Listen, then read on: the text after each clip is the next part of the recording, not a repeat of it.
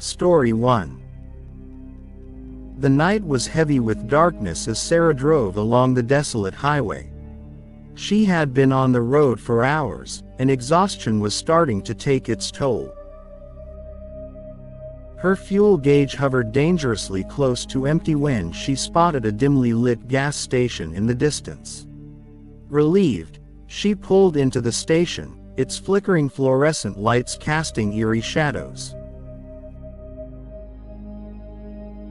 The place seemed abandoned, but a sign by the pumps indicated it was open 24/7. Sarah hesitated but decided to fill up her tank. As the fuel pump whirred to life, Sarah noticed an unsettling absence of other customers or staff. She was about to call out when a strange figure emerged from the darkness. It was an old man, hunched and frail, wearing a tattered uniform with the gas station's logo. The man shuffled over and stared at her with hollow, unblinking eyes. His voice trembled as he muttered, "You shouldn't have come here, miss." Sarah felt a chill run down her spine but brushed it off as a creepy local. Ignoring the man, Sarah finished filling her tank and went inside to pay. The interior was even more unsettling, with flickering lights revealing dusty shelves stocked with expired snacks. The cash register seemed ancient, and the total scratched onto a piece of paper was exorbitant. The old man shuffled behind the counter, his unsettling gaze fixed on Sarah. She handed over her credit card, but he shook his head. "Cash only," he rasped. Sarah's heart raced as she realized she had no cash, and the nearest ATM was miles away. Desperation set in, and she began to plead with the man, "Please, I don't have cash, but I can go to the ATM and withdraw some. Just let me go." The old man's lips curled into a sinister smile, and he locked the door with a loud click. Panicking, Sarah turned to flee, but the lights went out, plunging the station into complete darkness. She could hear the old man's wheezing breath approaching her slowly. Frantically, she fumbled for her phone's flashlight and illuminated the area. In the stark light, she saw dozens of mannequins scattered around the store, posed in horrifying, lifelike positions. She turned back to the counter, and the old man had vanished. Terrified, Sarah smashed the glass door and fled into the night, leaving her car behind. She ran until she found another gas station, where she called the police. When they arrived at the creepy gas station, it was deserted. The mannequins had disappeared, and there was no trace of the old man. Sarah's car was never found.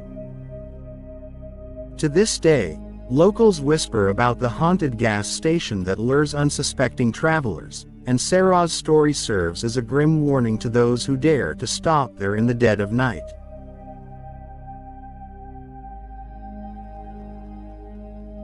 Story 2.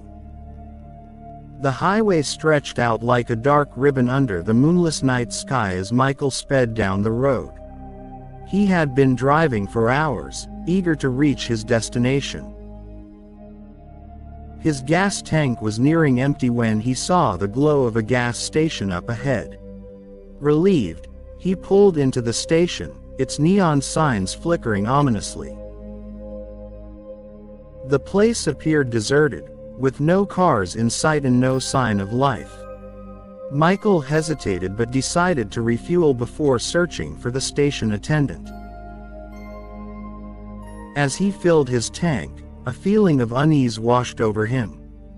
The silence was oppressive, broken only by the faint hum of the gas pump.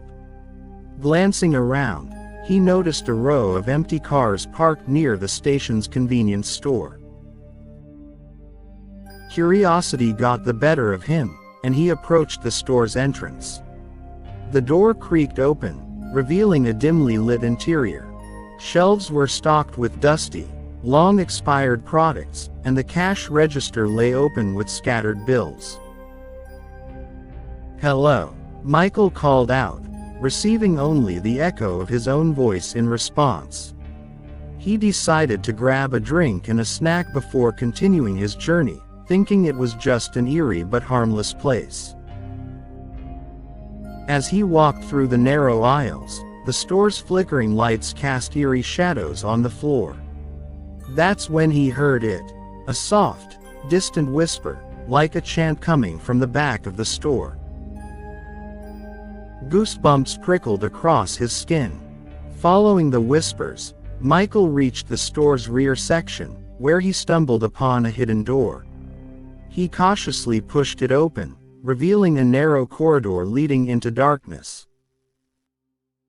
The whispers grew louder as he ventured deeper, a chorus of eerie voices repeating strange incantations.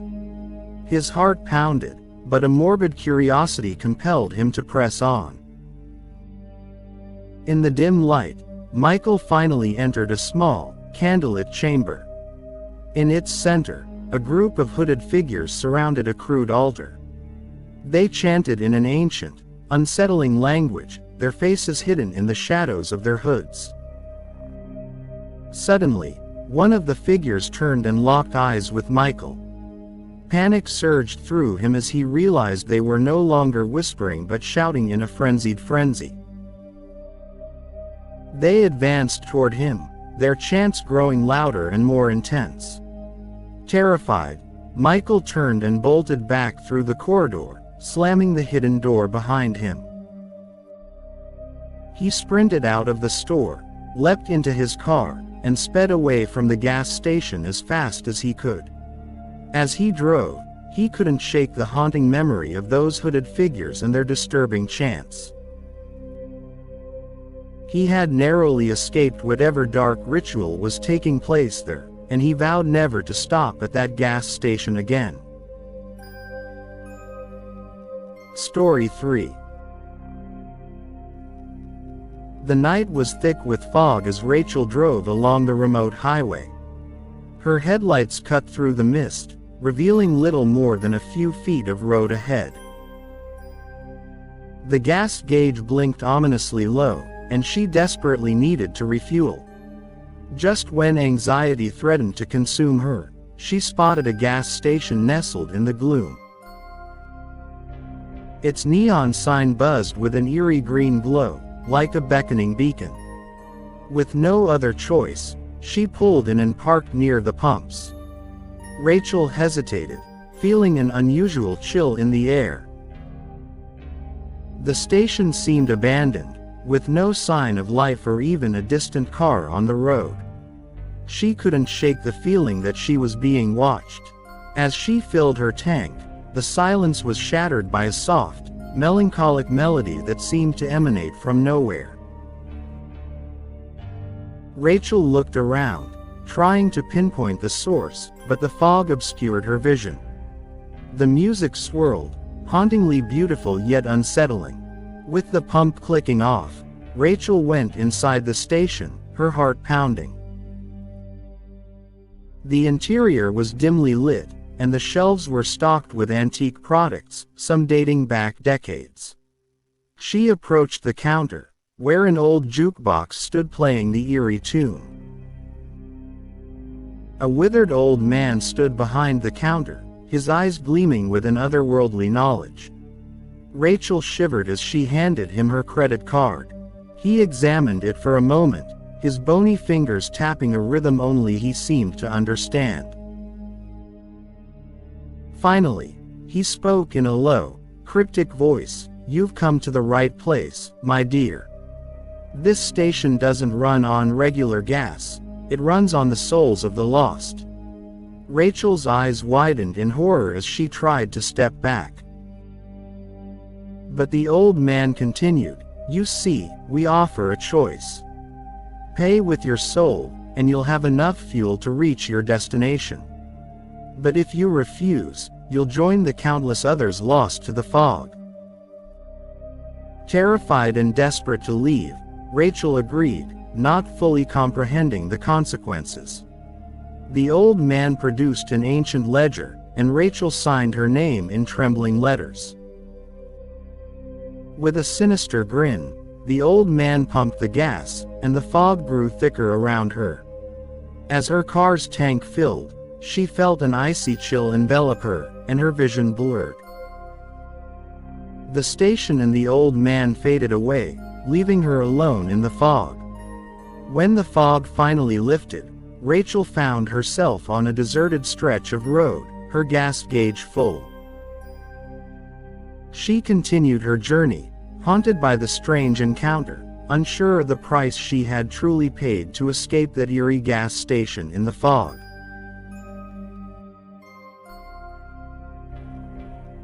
Story 4.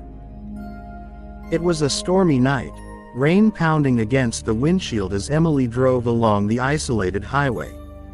Her fuel gauge read near empty, and her heart raced as the engine sputtered. Lightning illuminated a dilapidated gas station in the distance, its neon sign flickering. Emily pulled into the station, relieved to find shelter from the raging storm. She noticed an old attendant inside, his back turned as he wiped down the counter. She stepped inside, the bell above the door tinkling softly. The man turned, revealing a kind smile. "You're lucky to have found us, miss. Storms like this can get pretty wild out here." Emily nodded, grateful for the respite from the tempest outside. As she handed him her credit card, she noticed a peculiar painting hanging on the wall behind the counter, a portrait of the gas station itself, but in the midst of a thunderstorm much like the one outside. Curiosity got the better of her. "That's an interesting painting. Did someone famous paint it?" The attendant chuckled softly. "Oh, that old thing. It's been here as long as I can remember. It's like it's telling a story, don't you think?" Emily agreed, but something about the painting unsettled her. The gas station in the painting seemed eerily accurate, down to the last detail: the flickering sign, the cracked pavement, and the pouring rain. It was as if it had been painted from the future. As the attendant returned her card, he leaned closer, his voice low. "You know, some say this gas station has a peculiar power. It can give you what you need most, but it comes at a price." Emily raised an eyebrow, intrigued but cautious. "What do you mean?" The attendant continued. "You're low on fuel, right? But what if I told you this station could give you all the gas you need, and in return, it would take something from you? A memory, a moment, or even a secret?" Emily considered the offer, her mind racing. She thought of the painful memories she'd rather forget and secrets she'd never shared. But then, she thought of the painting, and a shiver ran down her spine. Declining the offer, she mumbled her thanks and rushed back to her car, the storm still raging outside. As she drove away from the gas station, she couldn't help but wonder what kind of place could offer such a strange bargain. Hours later, she reached her destination, her fuel gauge miraculously untouched by the miles she'd driven. But Emily couldn't shake the feeling that she had narrowly escaped a deal with a gas station that took more than just fuel, it took pieces of your very soul.